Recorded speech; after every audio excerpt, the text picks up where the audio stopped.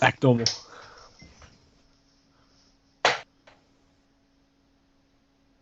Hey, Aaron. How you doing? Hey, Matt, you know that guy Aaron? He's a pretty strange guy. I don't like him very much. I don't know why we keep him around. Right, Matt? Oh, no. Oh, Oh, shit. Hi guys. Hey, what'd you hear? Huh? Wait, Huh? wait. Something happened? I heard Wait. that it's time to talk about Man of Steel. Right. Oh, Exactly. yeah. Yes. yeah.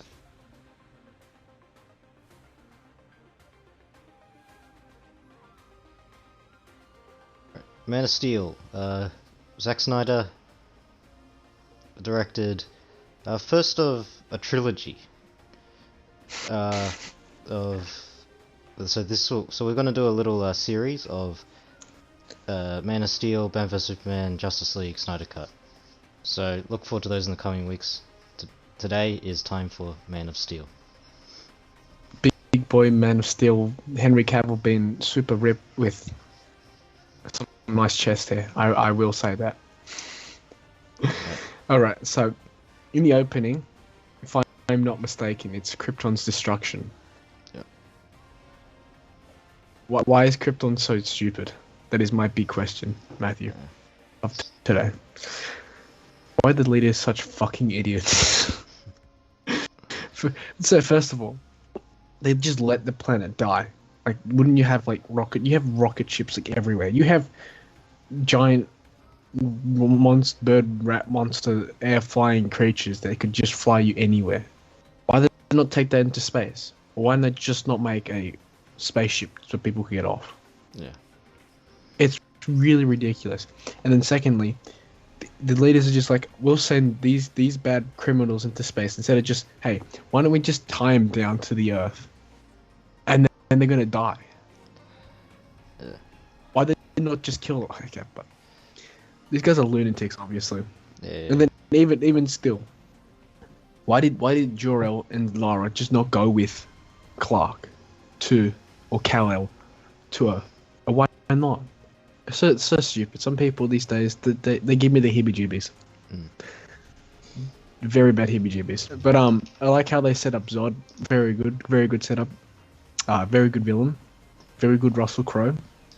Yes. Like you can tell that a lot of money was put into this project. That's what I will say. Yes, a lot of money. Yeah. A lot of money.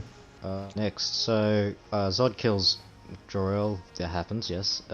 So they get sent to the Venom Zone for that. Jor-El's dead now. He'll be back though.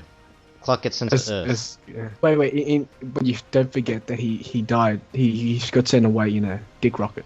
Yeah. So did God. He got sent away in a dick rocket as well. Yes. They do love their dick rockets. Yeah, they do. Alright. Alright. Cut 30 years. And then 33 years? 33, exactly, yes. Yeah. So he ends up on Earth with Martha and John Kent, if I'm not mistaken. Yes. Seem like good parents. Except that Jor-El's not Jor-El. Jor-El's a dick, but so is John Kent. He's a bit of a dick as well. I will say that. You just gotta hide your power because the world's not ready to see your powers yet. You're too terrible. You're gonna terrorize everyone when you could just save the world. You're gonna terrorize. You can't do that. They're very protective. Kind of ridiculous. Yeah, way too protective, to be honest. He's not allowed to see other people. I don't understand why. But it's a bit crazy. But then we see Henry Cavill without a shirt on. I like the chest there. Very nice. Very well done. And then he steals some clothes after saving the oil rig, if I'm not mistaken. Yes. Within all that, he gets there's flashbacks in there of his childhood where he basically discovers powers. Oh yeah, like we they're on the bus, right? Yeah. And then they go into the water. My one thing is on the bus. There's the bully, the bad. He's a big bully. He goes, "Hey Clark, you dick splash. Hey Aaron, I'm gonna call you a dick splash right now. We're gonna see how it makes you feel, okay? Hey Aaron, you're a dick splash." Okay. Oh, didn't work. All right, maybe just a terrible insult. But why did the mum get angry once his son was saved. Like, kind of stupid, but whatever. And then, how many jobs does Clark have throughout the Yeah. movie? Like, Yeah, he must have yeah. the most convincing resume to be able to like switch between like 5 jobs in this film, like Yeah. one single film. Yeah, something like that. Crazy. Yeah. And then also, my other thing is there a secret identity now, or is there not? Because they just kind of announced it that Kal-El, he's kind of Clark Kent, so no secret identity there really. Then, if I'm not mistaken, in one of those jobs, Lois Lane appears in Canada, where they found the spaceship. They found a spaceship, didn't they? Yes. Yes. And in that spaceship, there was this thing where it's an open cradle of a Kryptonian. So, who's in the cradle? My guess is Crypto the Super Dog. Seems like the most viable option, plus the best character in all of DC as well. So, yeah, that's my bet. Not Supergirl. Supergirl would be too old for Supergirl. He's been there for like over 1,800 years. So my guess is Crypto. Basically, he takes the ship and then he has the first flight scene and he gets the suit. My one criticism of the suit: the blue is too dark. Brighten that baby up a bit, and then you got a good Superman suit. Maybe that was already too much blue in the film. Oh, that is true. That is very true.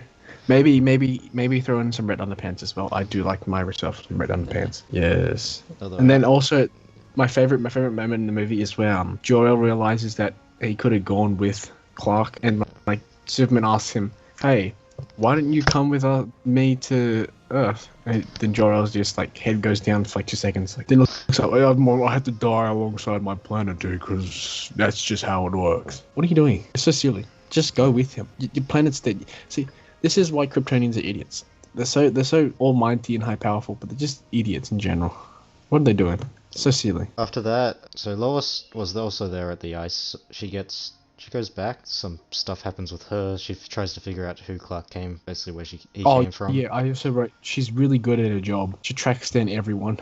Yes. Yeah. But then we had the flashback scene with John Kent where he dies. Oh, that makes me just feel so weird, because like, why would you? The son's an alien who can survive basically anything. Why did you not just send him to get the dog? Why did you have to get the dog? It was overprotective. This is a bit silly, isn't it?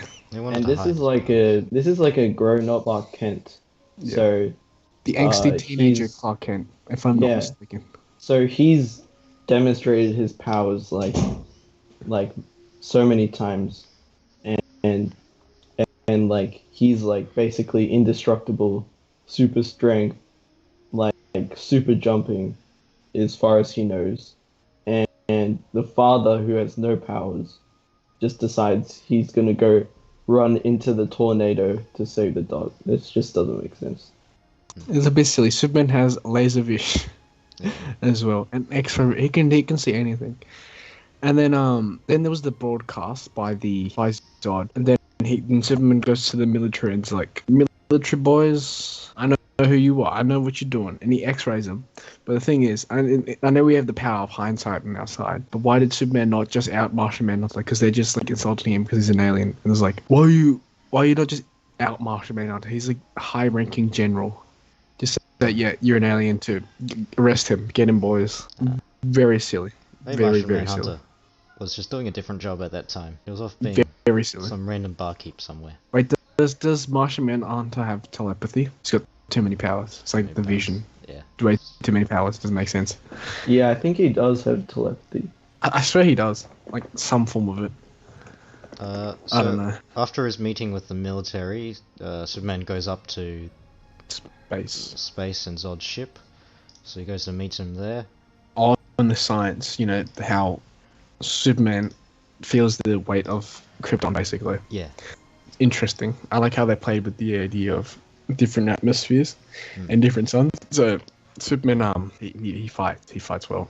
Yeah, it leads into the whole plan of terraforming. Well, my problem is like, General Zod is not a good convincer. He's just not a good man. Like, he's just like, oh yeah, I'm just gonna straight up genocide your planet, and he's like, oh yeah, you should join me. Like, why would you do that? He's not Very a great leader. He's just a soldier. Like, Yeah, he's a general. he's a general. Yeah. He's a general. Not a good sweet talker, but not like Jor-El.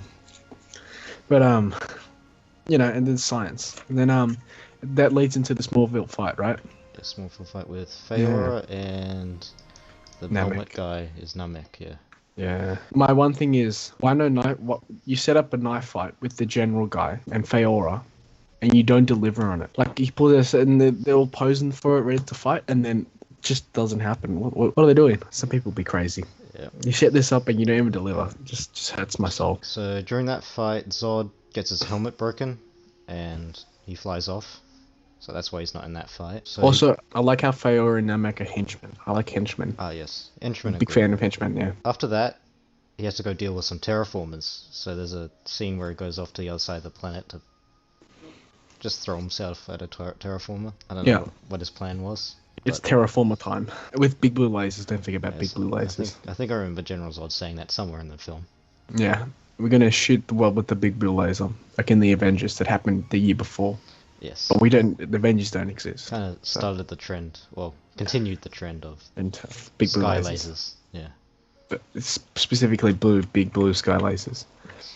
And then I remember realizing throughout this entire thing, this CGI is very well done. No bad CGI yet. I don't remember. Yeah, CGI was pretty good. Also, a lot of product placement. 7-Eleven and IHOP got a shout, and then also LexCorp got a shout as well, and Wayne Industries as well. Don't forget about that. So in this movie, Lois Lane actually gets stuff to do. She's not a damsel in distress, like in the ones to come. And Zod has motivation. He's a good villain. There's an actual reasoning why he wants to take over, and how he's bred and born just to serve Krypton. Good speech.